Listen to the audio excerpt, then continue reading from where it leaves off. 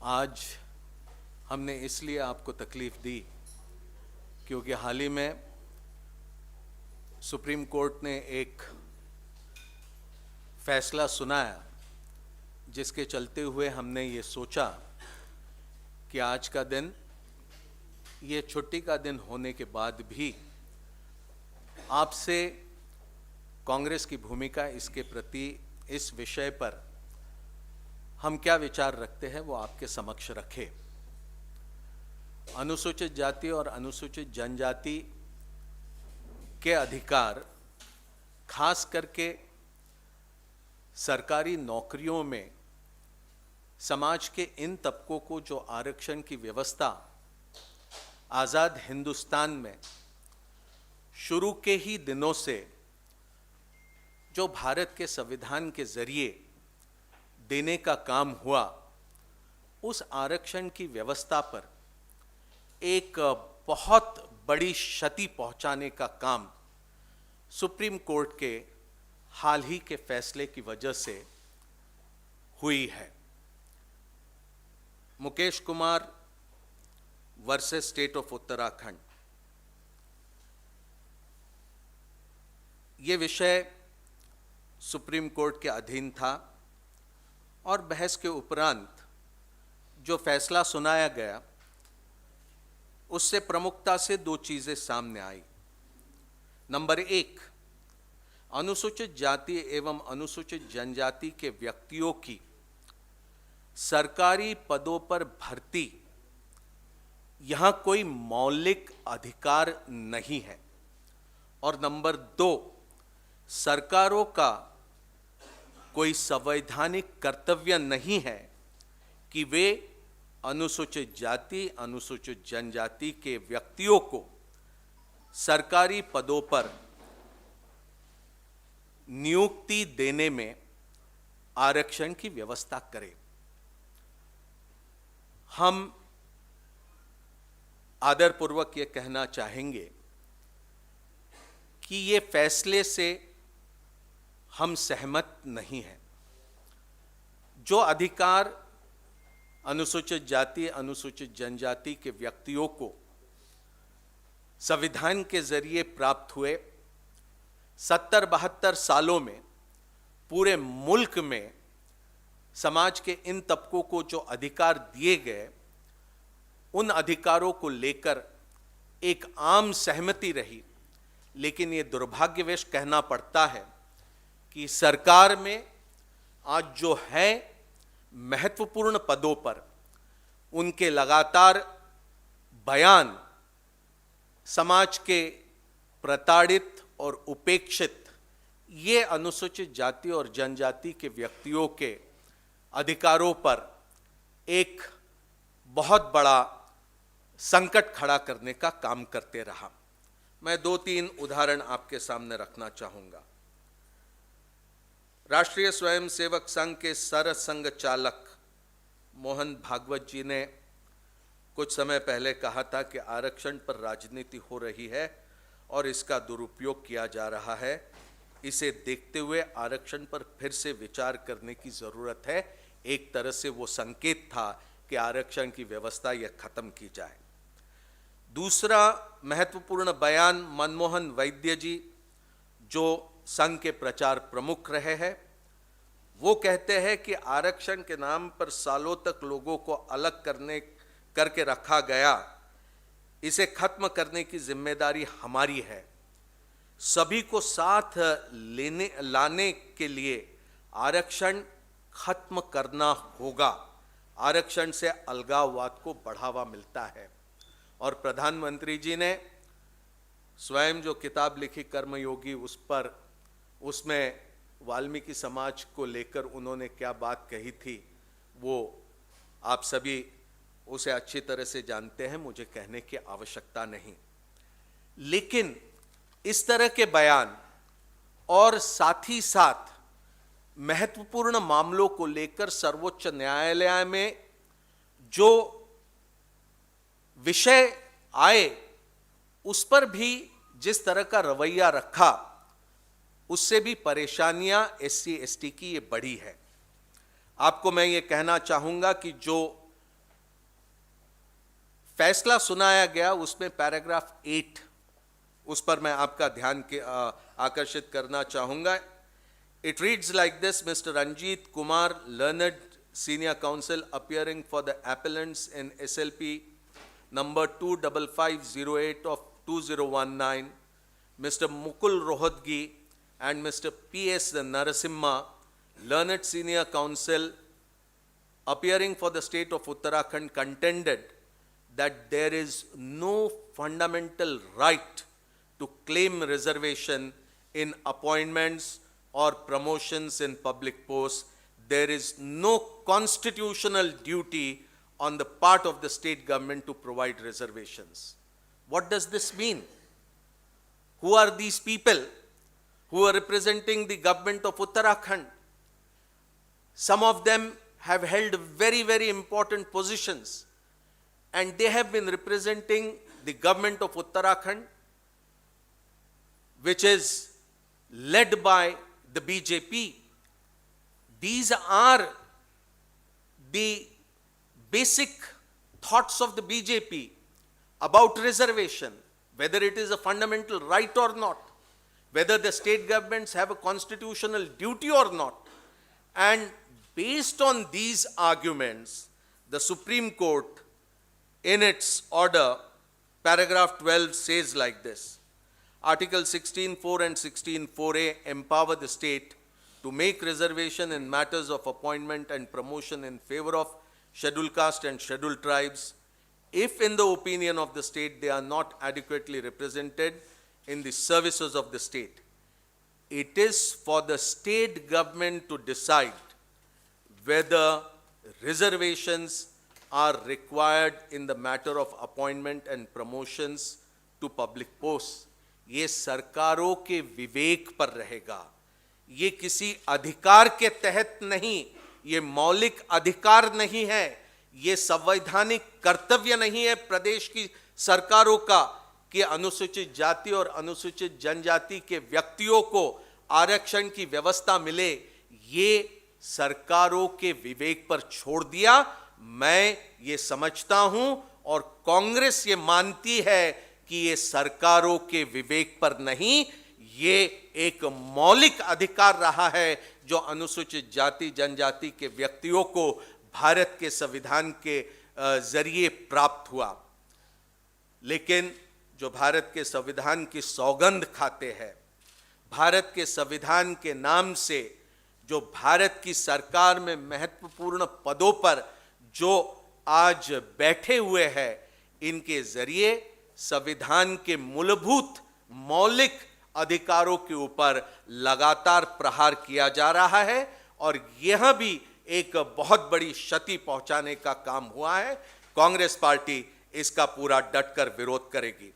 आपको अच्छे से याद है कि वो कांग्रेस की ही सरकार थी जिसने शेड्यूल का सब प्लान लाया था, जिसने ट्राइबल सब प्लान लाया था, जिसके जरिए लोक संख्या के अनुपात के आधार पर बजट में अनुसूचित जाति और अनुसूचित जनजाति के व्यक्तियों के विकास के लिए आवंटन करने का निर्धारित किया था. लेकिन शेड्यूल का सब प्लान, ट्राइबल सब प्लान निरस्त करने का काम ये मोदी सरकार ने किया. Schedule caste and schedule tribes prevention of atrocities act, जो राजीव जी के प्रधानमंत्री रहते हुए जो कानून, जो अधिनियम बनाया गया था, उसे भी कमजोर करने का काम मोदी सरकार ने किया था. ये कांग्रेस की वजह से ही कि जिसने आंदोलनात्मक भूमिका ली, जिसके चलते हुए ये कानून बरकरार रहा. आज भी बहुत बड़ी तादाद में अनुसूचित जाति और अनुसूचित जनजाति के व्यक्तियों का उत्पीड़न हो रहा है. ये कानून की आवश्यकता है, लेकिन मोदी सरकार और भारतीय जनता पार्टी आरएसएस की संकीर्ण विचारधारा की वजह से अनुसूचित जाति और अनुसूचित जनजाति के व्यक्तियों के अधिकारों के ऊपर लगातार प्रहार हो रहा है. हम संसद के भीतर और संसद के बाहर ये तमाम चीजों का पूरा डटकर मुकाबला करेंगे और जो संविधान के जरिए दशकों से आजाद हिंदुस्तान में अनुसूचित जाति और अनुसूचित जनजाति के व्यक्तियों को जो अधिकार मिले हैं, हम उसे कदापि किसी भी सूरत में हम कमजोर नहीं होने देंगे।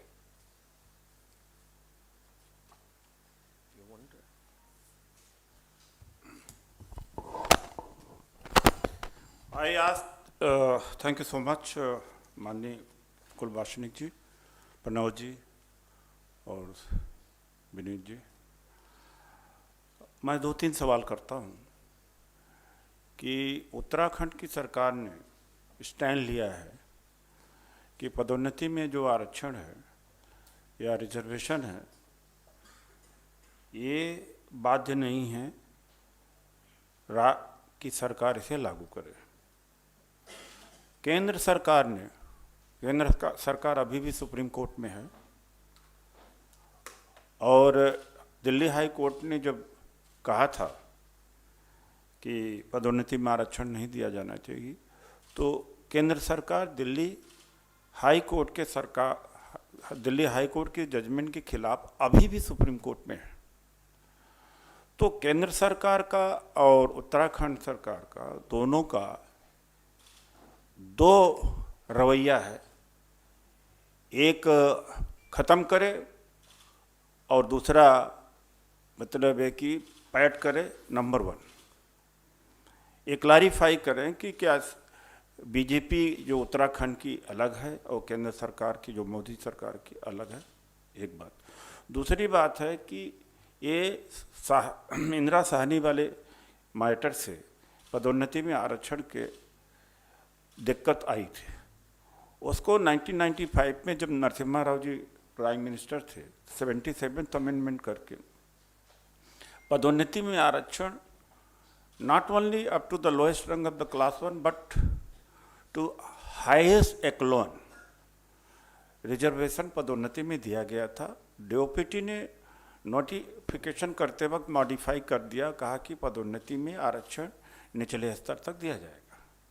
ये कांग्रेस की सरकार की देन रही है। जब सीनियरिटी का मैटर आया, 5 मार्च का जो सीनियरिटी 2018 का था, उसके बाद में जब भारत बंद किया हम लोगों ने, उस समय में भारतीय जनता पार्टी में था, 30-40 जिले को तो बंद कराने की जिम्मेदारी मैंने ली थी।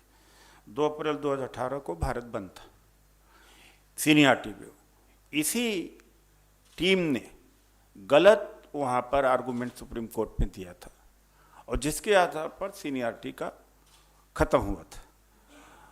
सन्याल ने जजमेंट दिया, जस्टिस सन्याल ने जजमेंट है कि बैकवर्डनेस भी चेक नहीं किया जाना चाहिए। There is no need to. जो राइडर्स 3 लगे हुए थे उसमें आपके नागराज के मामले में कि पदोन्नति में आरक्षण देने के लिए 3 राइडर्स थे, बैकवर्डनेस होना चाहिए, इनएडिक्वेट रिप्रेजेंटेशन चेक करना चाहिए, एफिशिएंसी को हैम्पर करता है कि नहीं करता है, वो भी सुप्रीम कोर्ट ने वेव ऑफ कर दिया। ये सब करने के बाद ये उत्तराखंड नई चीज लेकर के आई है, आरक्षण के विरोध में लेके आई है उत्तराखंड की सरकार। तो केंद्र सरकार ये कहे कि उत्तराखंड सरकार के साथ में है कि नहीं साथ में है, और नहीं होता तो उत्तराखंड की सरकार के खिलाफ एक्शन लेना चाहिए। और दूसरा जो ये जो रोहतगी जी हैं, इनके तो केंद्र सरकार के या इन्हें बीजेपी सपोर्ट और गवर्नमेंट सपोर्ट के हैं। तो कुल मिलाकर के मामला क्लियर हो जाने के बाद में फिर से उलझा दिया गया मैटर। और ये एनेबलिंग क्लाज हो नहीं सकता। जब 77th अमेंडमेंट पार्लियामेंट ने कर दिया तो एनेबलिंग क्लाज नहीं हो सकता। और जस्टिस सन्याल ने भी और तमाम जजेस ने इंटरप्रेट कर दिया है। At some point of time, it was interpreted that it is an enabling clause, but subsequent judges judgement में ये क्लैरिफाई हो गया है। तो इनेबलिंग क्लाज नहीं, ये फंडामेंटल राइट है। आज शेड्यूल कास्ट का केवल एक सेक्रेटरी गवर्नमेंट ऑफ इंडिया में है, ये भी खत्म करना चाहते हैं। 2014 से कोई बड़ी भर्ती नहीं आ रही, रिजर्वेशन वन आफ्टर प्राइवेटाइजेशन हो रहा, खत्म हो रहा। तो जो एक चार्जेस दलित लोग लगाते हैं कि भारतीय जनता पार्टी दलित विरोधी है, सही दलित विरोधी है। तो ये दलित विरोधी इनका ये है, हम इसके खिलाफ में आंदोलन करेंगे, हम सड़क पर भी जाएंगे। और ज़रूरत पड़ेगी तो जो 2 अप्रैल 18 को हमने भारत बंद किया था, जिसकी अगुवाई हमने किया था, जिससे इनको बड़ा तकलीफ भी हुई थी कि सत्ता पक्ष के होकर के आपने भारत बंद किया था, अभी हम फिर भारत बंद का आह्वान करेंगे। और 3 ही जगहों पर दलितों के ऊपर अत्याचार हुआ था भारत बंद के समय। पंजाब में तो नहीं हुआ, राजस्थान में हुआ था, और मध्य प्रदेश में हुआ था, उस समय भारतीय जनता पार्टी की थी, और उत्तर प्रदेश में हुआ था, और कहीं पर नहीं हुआ था। तो वायलेंस भी इन्होंने किया था, भारत बंद नहीं होने दिया था। तो मूलतः ये आरक्षण विरोधी हैं। और 77th amendment is there for reservation in promotion, जो इंदिरा साहनी वाले केस को जो बाटल नेक था वैभाव किया। तो उसके बाद सबसेक्वेंट जजमेंट, और खुद government of India is impleading in Supreme Court that कि आरक्षण, पदोन्नति में आरक्षण दिया जाना चाहिए, आरक्षण दिया जाना था। How can it go against its own government? मुझे यही कहना। धन्यवाद।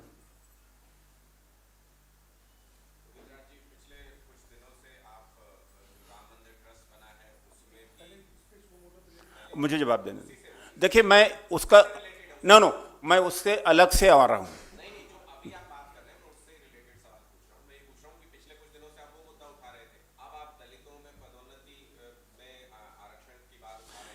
मैं नहीं उठा रहा हूँ। ये जो बीजेपी की जो लीगल टीम है उत्तराखंड की, उन्होंने इस तरह से सर्कमस्टांसेस कर दिया। वो जजमेंट आज ही आया है, ये टाइम्स ऑफ इंडिया का जजमेंट आज ही है। तो जब आज आया है, वो पुराना हो गया है, उसको लिए अलग से मैं करूँगा। तो जजमेंट आ जाए तो रिएक्शन तो आज ही होगा ना। मेरा सवाल ये है कि क्या दलित मुद्दों पर कांग्रेस नई रणनीति बना रही है, प्रखर तरीके से उसको उठाने के लिए सुनियोजित तरीके से? जब खतरा होगा, जब तक क्षति होगी, तब तक हम मैदान में आएंगे।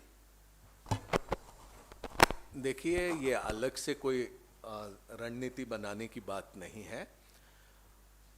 हम पूरी तरह से एक राजनीतिक दल की हैसियत से समर्पित है समाज के प्रताड़ित उपेक्षित वर्गों को न्याय दिलाने के लिए। और अनुसूचित जाति, अनुसूचित जनजाति के व्यक्ति ये ऐतिहासिक दृष्टि से सैकड़ों वर्षों से ये प्रताड़ित रहे हैं किसी ना किसी रूप से। और जब तक समाज में उन्हें पूरी तरह से समान अधिकार प्राप्त नहीं होते हैं, तब तक के हमारा संघर्ष एक राजनीतिक दल की तरह चलते रहेगा। एक अलग से कोई रणनीति बनाने की बात नहीं। हमारा पूरा समर्पण है कि उनके अधिकार ये बरकरार रहे और समाज में उन्हें समानता के पूरे अवसर मिले।